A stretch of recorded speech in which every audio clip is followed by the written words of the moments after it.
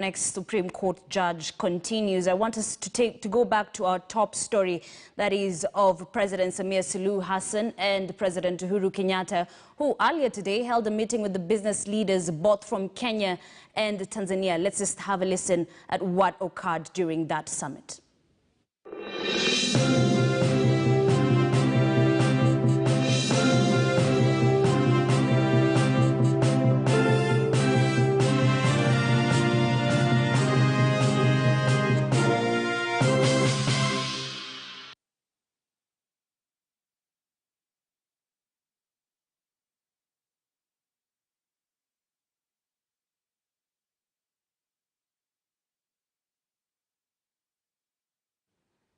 We do apologize for that technical hitch, but as you are aware, President Suluhu Hassan today is expected to address both houses of parliament. We just now want to talk to our senior political affairs reporter, Chris Thairu, who has been following up on this story and now joins us live. Thairu, I know she is not the first president to address parliament. What should we expect? Well, a very good afternoon to you, Ashley. And as you correctly, it is that she's not the first foreign president to address the bicameral parliament, but she is the first woman president to address the bicameral parliament, and the 12th parliament to be precise. The first president to address the bicameral parliament was the Goodluck Jonathan. That was the 10th president of Nigeria. That was in 2013. Then in 2015, we saw the 4th president of Tanzania, Jakaya Mrisho Kikwete, address the bicameral parliament. And today, the 12th parliament is honored to have the first woman president in East Africa to be addressing this house. And just to be quick to get the expectations of members of parliament, I'm joined by Member of Parliament for Saboti, Caleb Amisi. Welcome to KTN News. Can you tell us what are your expectations given that it is her second and last day official visit in the country? Yeah, thank you. Of course, she's making a history in her own. She's been the first woman president to address the bicameral parliament, as well as the second president of Tanzania to address after Jakaya Kikwete. It's a history, both for her as a woman president and also for the women of Kenya who look up for the women in leadership. And expectations is high. Of course, the strategic positions of the country, Kenya, is strategic in East Africa. The East Africa community can only be strong if you strengthen business of country to country. And her presence here, of course, is to open up more business between the two countries that were otherwise, blocked by the previous regime. And this is a step towards strengthening the East African community, strengthening the relationship between the country by bilateral relationship, as well as the country-to-country business. And at the time when we are talking about the African free trade, continental free trade area, East Africa, the strength of East Africa is definitely the strength of all the nations that make up the East Africa in the African free trade continental area. And strengthening and lifting barriers to trade between Kenya and Tanzania, lifting barriers between East Africa and among the East African community members is a step towards strengthening the East African community. And this is the right time. She has made the right step. It is historical. And we are looking up to what she wants to say this afternoon.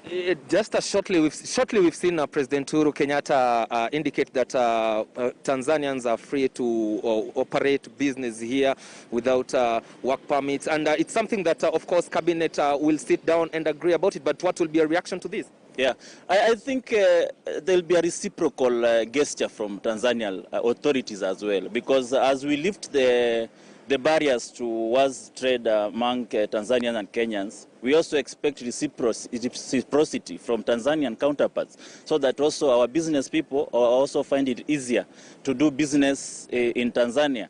And remember, even the European Commission and the European Union, this is how they have made it easier for business across the member countries. And these are the steps towards making East Africa community a strong commission and a strong community for doing business among the member countries. Okay, very quick, Mheshimiwa, from Dagoretti South, Mheshimiwa Keria, your expectations this afternoon and moving forward, what should we expect as our house? First of all, I'd like to say that this is a big victory for East Africa.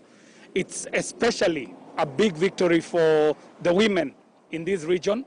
And I would like to congratulate Her Excellency Mheshimiwa Samia Suluhu Hassan on her ascension to presidency in Tanzania. Now, I'd like to say that the symbolic act of the gesture that the president has given by making Kenya one of her first stops as president is not to be underrated.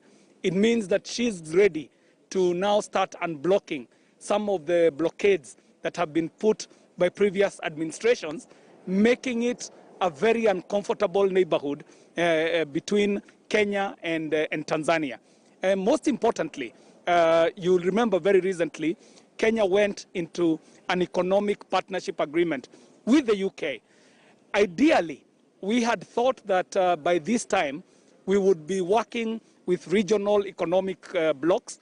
We thought that if we were to get into such agreements, we would be getting into such agreements as East African community. But you realize that the West is very keen to start dealing again with East African countries on bilateral terms, which are never very favorable. So we are praying that with this gesture that has been shown by the Tanzanian president, East Africa will start talking again. And not only talking for friendship, but also talking for a greater good, especially in economy. But most importantly, Francis, this I must say, because it's important, is that with the East African community, we have always put the political efforts first, then the economic efforts second. But I'd like to say that there are things that we are doing that are not economic or political, that are furthering the engagement in East Africa. Okay. One such thing is culture. Think about it. Cultural integration has already happened in East Africa. Mheshimiwa, I'll give you a chance after the speech so that we can get more reactions after the address from the president. Kindly, so because I can see your colleague here, Rashid Amin. Rashid Amin want to say something, and then I'll give you a chance after that. Okay. Yes. Your expectations, and 1 second. Well, my expectation is a greater and fostering a greater relationship between Kenya and Tanzania. One thing is very clear, that the first visit she has made to Kenya is symbolic. It's a great effort she has made. It's different from what has been there in her predecessors. She is trying to rekindle the East Africa community that has been there in the past. She is trying to rekindle the good relationship that has been there between Nyerere and the senior Kenyatta that has been there.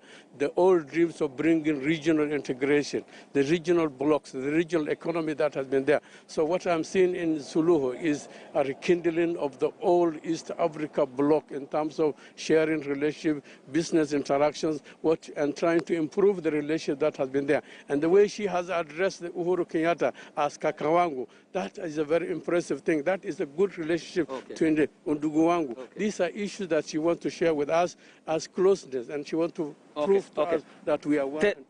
Thanks a lot, Mheshimiwa. We'll get more reactions after her speech. Well, actually, those are 3 members of parliament, and as you've heard, expectations are high. What is happening behind me is that officials of Parliament, that is both the Senate and the National Assembly, the clerks. I can see the Speaker, Justin Muturi. I can see the clerk of the Senate, Jeremiah Nyegenye, and other clerks and officials of both the bicameral